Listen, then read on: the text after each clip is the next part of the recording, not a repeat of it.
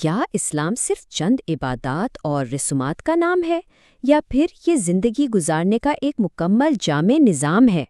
آج ہم دین اور مذہب کے اسی گہرے فرق کو سمجھنے کی کوشش کریں گے اور دیکھیں گے کہ قرآن اسلام کو ان میں سے کیا قرار دیتا ہے۔ بسم اللہ الرحمن الرحیم۔ السلام علیکم۔ آج کی ہماری یہ ساری گفتگو علامہ غلام احمد پرویز صاحب کی گہری فکر پر مبنی ہے، جو انہوں نے اپنی مشہور کتاب اسلام اے چیلنج ٹو ریلیجن کے تعارف میں پیش کی۔ تو چلیے دیکھتے ہیں کہ آج ہم کن نکات پر بات کریں گے۔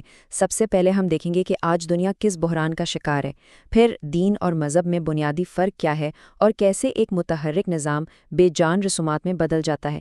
لیکن اس کے بعد ہم ایک منفرد امید کی بات کریں گے، قرآن کا پیش کردہ حل دیکھیں گے اور آخر میں یہ جانیں گے کہ مصنف یہ پیغام کیوں دینا چاہتے ہیں۔ تو سب سے پہلے بات کرتے ہیں اس بحران کی جس میں آج کی دنیا بری طرح گھری ہوئی ہے۔ مصنف کے نزدیک یہ بحران دراصل دو انتہاؤں کی ناکامی کا نتیجہ ہے۔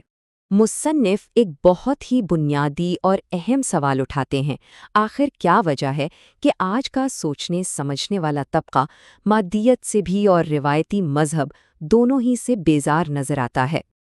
اور اس کا جواب دیکھا جائے تو بہت سادہ لیکن گہرا ہے، کیونکہ ان میں سے کوئی بھی نظام انسانیت کو اس کی موجودہ پیچیدہ مشکلات سے نکلنے کا کوئی حقیقی اور قابل عمل راستہ نہیں دیتا۔ دونوں نظام ناکام ہو چکے ہیں۔ اب ہم اس بحث کے بالکل مرکز کی طرف بڑھتے ہیں، ایک ایسا بنیادی تصور جسے سمجھنا مصنف کے پورے موقف کو سمجھنے کے لیے کلیدی حیثیت رکھتا ہے، یعنی دین اور مذہب کا فرق۔ مصنف یہاں ایک بہت بڑا واضح فرق بیان کرتے ہیں۔ ان کے مطابق دین ایک مکمل سماجی نظام ہے جو زندگی کے حقیقی مسائل حل کرتا ہے اور تمام انسانوں کے لیے فائدہ مند ہے۔ اس کے بالکل برعکس مذہب صرف چند عقائد اور رسومات تک محدود ہو کر رہ جاتا ہے، جس کا عملی زندگی سے کوئی تعلق نہیں رہتا اور یہ اکثر استحصال کا ذریعہ بھی بن جاتا ہے۔ یہاں ایک سوال پیدا ہوتا ہے کہ انگریزی لفظ ریلیجن کیوں نہیں استعمال کیا؟ مصنف بتاتے ہیں کہ انگریزی زبان کے الفاظ مذہب کے محدود تصور سے جڑے ہوئے ہیں، اس لیے اصل قرآنی مفہوم کو محفوظ رکھنے کے لیے وہ دین جیسی قرآنی اصطلاحات ہی استعمال کرتے ہیں۔ جیسا کہ مشہور مستشرق پروفیسر گب نے کہا، قرآن کا ترجمہ کرنا اس کے اصل جوہر کو ختم کرنے کے مترادف ہے۔ تو سوال یہ پیدا ہوتا ہے کہ ایک زندہ اور متحرک دین آخر بے جان مذہب میں تبدیل ہو کیسے جاتا ہے؟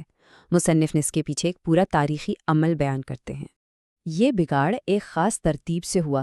سب سے پہلے استحصالی قوتوں نے سر اٹھایا، پھر موروثی بادشاہت قائم ہوئی جسے سرمایہ داری نے سہارا دیا، اور اپنے اقتدار کو مضبوط کرنے کے لیے انہوں نے دین کے مفہوم کو سیاسی مقاصد کے لیے مسخ کرنا شروع کر دیا، اور آخر کار ایک جیتا جاگتا سماجی نظام بے جان رسومات پر مبنی مذہب بن کر رہ گیا۔ تو سب سے اہم نقطہ یہ ہے کہ اس تاریخی بگاڑ کے نتیجے میں دین کی اصل روح اور اس کا جوہر ختم ہو گیا اور پیچھے صرف عقائد اور رسومات کا ایک کھوکھلا ڈھانچہ باقی رہ گیا۔ لیکن یہاں کہانی میں ایک بہت اہم موڑ آتا ہے۔ مصنف کے مطابق اسلام کی صورتحال میں ایک ایسی منفرد امید موجود ہے جو اسے باقی تمام نظاموں سے بالکل الگ کرتی ہے۔ پہلے کے نازل شدہ نظاموں اور اسلام، ان دونوں کے بگاڑ کے عمل میں ایک بہت بنیادی اور فیصلہ کن فرق موجود ہے، اور وہ فرق ہے قرآن مجید کا مکمل طور پر محفوظ ہونا۔ جی ہاں، اسلامی دین کا پورا ضابطہ یعنی قرآن آج بھی ٹھیک اسی شکل میں موجود ہے جس میں یہ 1400 سال پہلے نازل ہوا تھا۔ یہ ایک غیر معمولی بات ہے۔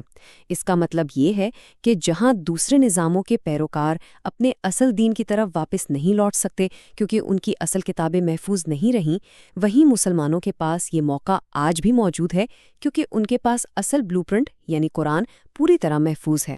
تو یہ محفوظ منصوبہ انسانیت کے مسائل کا آخر کیا حل پیش کرتا ہے؟ آئیے دیکھتے ہیں۔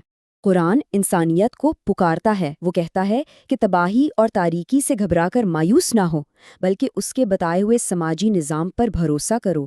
یہ نظام کہتا ہے کہ فطرت کی قوتوں کو تسخیر کرو اور اس سے حاصل ہونے والے وسائل کو اللہ کی کتاب میں دی گئی دائمی اقدار کے مطابق تمام انسانوں کی فلاح و بہبود کے لیے استعمال کرو۔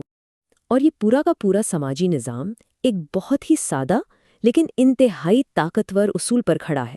قرآن کی سورۃ الرعد آیت نمبر 17 میں ارشاد ہوتا ہے وَأَمَّا مَا يَنْفَعُ النَّاسَ فَيَمْكُثُ فِي الْأَرْضِ۔ اور یہ آیت شاندار طریقے سے واضح کرتی ہے کہ بقا کا قانون کیا ہے۔ اس کا مفہوم یہ ہے کہ زمین پر صرف وہی نظام، وہی طریقہ اور وہی چیز باقی رہتی ہے جو تمام انسانوں کے لیے نفع بخش ہو۔ آخر میں یہ سمجھنا بھی ضروری ہے کہ علامہ پرویز ان خیالات کو ایک وسیع تر حلقے تک کیوں پہنچانا چاہتی تھے۔ ان کا بنیادی مقصد یہ تھا کہ موجودہ دور کے مسائل کا جو قرآنی حل وہ اپنی زندگی بھر کی تحقیق کا نچوڑ سمجھتے ہیں، اسے اردو کے علاوہ انگریزی زبان کے ذریعے بھی ایک وسیع تر عالمی حلقے تک پہنچایا جائے۔ تو آئیے اس پورے بحث کے اہم نکات کو ایک بار پھر دہرا لیتے ہیں۔ پہلا یہ کہ اسلام اپنی اصل میں ایک دین یعنی مکمل سماجی نظام ہے، نہ کہ مذہب۔ دوسرا، وقت کے ساتھ اس میں بگاڑ ضرور آیا لیکن اسے بحال کیا جا سکتا ہے۔ کیوں؟ کیونکہ قرآن کا مکمل طور پر محفوظ ہونا اسے بحالی کے لیے واحد قابل اعتماد ذریعہ بناتا ہے۔ اور آخر میں اس نظام کا حتمی مقصد ایک ایسی دنیا کا قیام ہے جو تمام انسانوں کے لیے فائدہ مند ہو۔ اسی کے ساتھ آج کی گفتگو ختم ہوتی ہے۔ اس موضوع کے اگلے حصے کے ساتھ پھر حاضر ہوں گے۔ اللہ حافظ۔